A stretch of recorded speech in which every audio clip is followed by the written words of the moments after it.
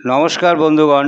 পশ্চিমবঙ্গে চা বাগানের প্রায় 3 লাখ শ্রমিক ও কর্মচারী প্রভিডেন্ট ফান্ডের আওতায় আছে। একজন শ্রমিক রিটায়ার হওয়ার পর ইপিএস 95 পেনশনের আওতায় মাসিক 1,000 টাকা ন্যূনতম পেনশন পান। কর্মচারীরা 1600 থেকে 4,500 টাকার মতো পেনশন পান।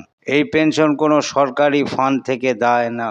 একজন শ্রমিক ও কর্মচারীর 1995 সালের নভেম্বর মাস থেকে প্রভিডেন্ট ফান্ডের একটা অংশ 10.33% কেটে পেনশন ফান্ডে জমা হয়। সেই টাকা থেকে পেনশন পায়। দীর্ঘ 35 বছর চাকরি করার পর একজন শ্রমিকের প্রায় 5 লাখ টাকা আর একজন কর্মচারীর পেনশন ফান্ডে 10 থেকে 12 লাখ টাকা জমা হয়।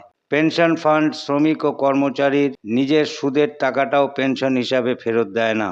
দীর্ঘ 10 বছর যাবৎ ইপিএস 95 নিয়ে সারা ভারতবর্ষে আন্দোলন চলছে। শ্রমিকদের পেনশন 1,000 টাকা থেকে বাড়িয়ে 7,500 টাকা করার জন্য। কিন্তু পশ্চিমবঙ্গের চা বাগানের শ্রমিক ও কর্মচারীর মধ্যে এই আন্দোলনের কথা কোনো রাজনৈতিক দল উপস্থাপন করে না। আমি আমার চ্যানেলের মাধ্যমে সমস্ত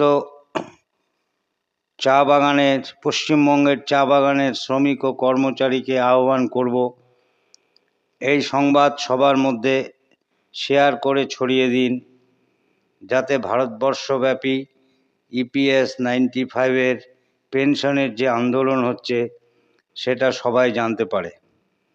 ইপিএস 95 সম্বন্ধীয় আরও কোনো তথ্য